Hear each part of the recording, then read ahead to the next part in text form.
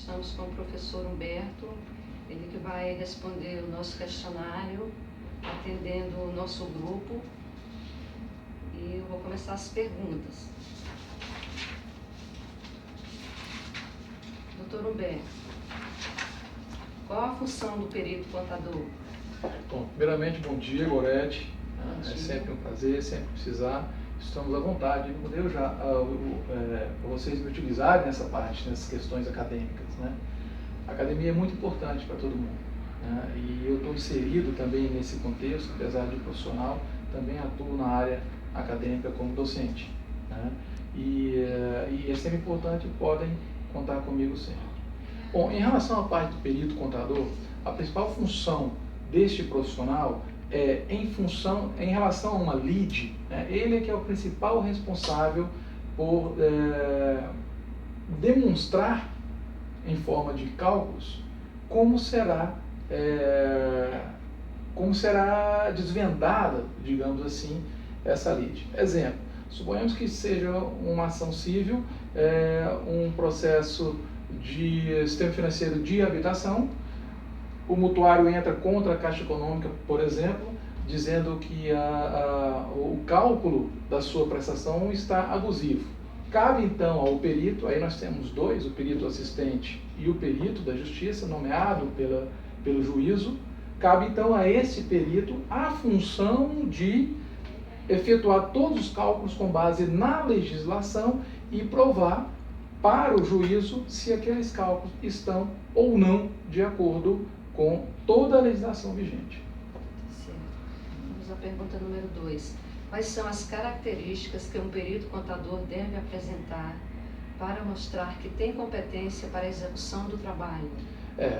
Essa pergunta é interessante porque a gente tem sempre que colocar em mente que existe habilitação e existe competência. Primeiro, habilitação. Quem está habilitado a proceder para isso? O profissional de contabilidade que seja graduado em ciências contábeis e que seja contador, né? Ou seja, fez a provinha lá do exame do CFC, passou, é contador, já está habilitado a realizar uma perícia. De toda forma, não é uma atividade exclusiva do profissional de contabilidade. Qualquer profissional graduado pode se habilitar à perícia. Vai depender muito da perícia. A perícia que demanda exclusivamente o profissional de contabilidade são as perícias voltadas para a contabilidade. Essa sim é exclusiva do profissional de contabilidade. Então, quais são as características então desse profissional? Primeiramente, a experiência. Experiência tem início mesmo. Então, assim que o aluno sai da graduação, o bacharel vai procurar, assim, fazer alguns cálculos nessas varas mais simples, principalmente da Justiça Federal, né? E vai começar com isso tudo. Essa carteira, esse rol de clientes, a parte financeira, isso tudo vem com o tempo. Mas eu acho que a principal característica do perito hoje é a experiência, ou seja, ele vai ter que exercitar muito, ele vai ter que fazer muito, ele vai ter que entender muito de legislação, ele vai ter muito para que o trabalho dele possa sair com qualidade e ele possa vir a ser mais indicado, né, em outros peritos, em outros trabalhos. Pergunta número 3. Como foi o seu processo de entrada no mercado de trabalho? Bom, aí eu sou um pouco dinossauro, né? Eu sou da época que o diário era feito na gelatina, né? Que existia máquina de datilografia, que vocês não se lembram disso, né? Mas eu sou dessa época ainda. Então tudo que a gente não existia computador, né? Então tudo a gente era datilografado. As máquinas de calcular eram máquinas manuais, não existiam máquinas eletrônicas na época, né? Então, eu acho que isso tudo vem, né, de uma histórica, de um histórico meu, particularmente, né, ao longo desses 33 últimos anos. Esses 33 últimos anos, a contabilidade evolui muito, bastante, principalmente em relação aos instrumentos que a gente utiliza para gerar essas informações contábeis, para gerar o livro diário, para gerar o balancete, o razão, o registro, etc. Nós somos na era do SPED agora, né? Então nós já saímos em que pese o fato de que hoje o diário, apesar de ser impresso, ele é processado eletronicamente, né? Existem os sisteminhas que fazem isso. Mas nós estamos entrando em outra área agora, em outra esfera, que é a parte do SPED, que é o Sistema Público de Escrituração Digital. Isso quer dizer que, muito em breve, um futuro muito próximo, coisa de 2 anos, talvez 3 no máximo, nós não tenhamos que entregar mais nada em meio físico, nada em papel. Isso está próximo, né? Isso está muito próximo. Né? Pergunta número 4. A sua IES possuiu a disciplina de perícia contábil? Como isso contribuiu ou dificultou o início de sua carreira? Então, é uma pergunta difícil para mim, porque a minha IES só tem curso de pós-graduação, então é o IBMEC atualmente. Né? Mas ela tem curso de graduação no Rio e Belo Horizonte.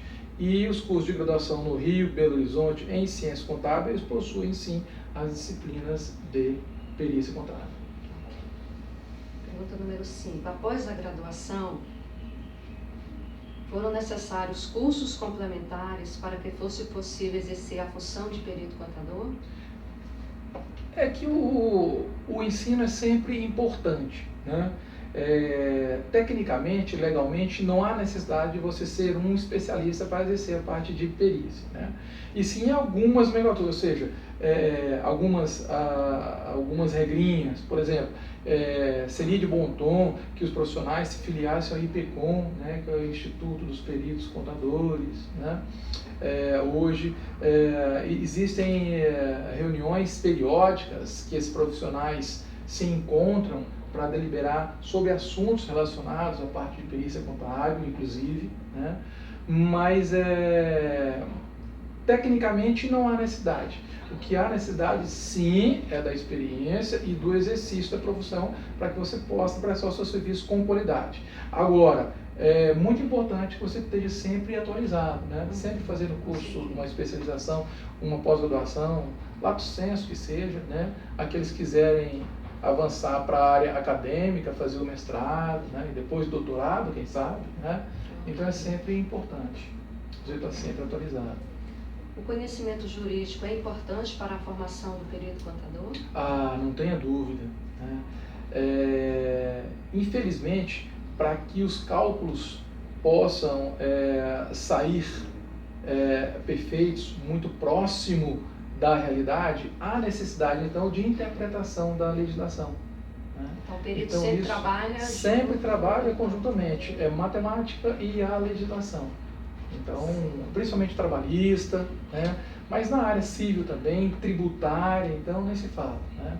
É por isso que a maior parte dos profissionais da área de contabilidade, uma grande parte dos profissionais de contabilidade também enveredam pela área de direito, né? Principalmente a área trabalhista e tributária. Né? São todas interligadas, né? São muito interligadas.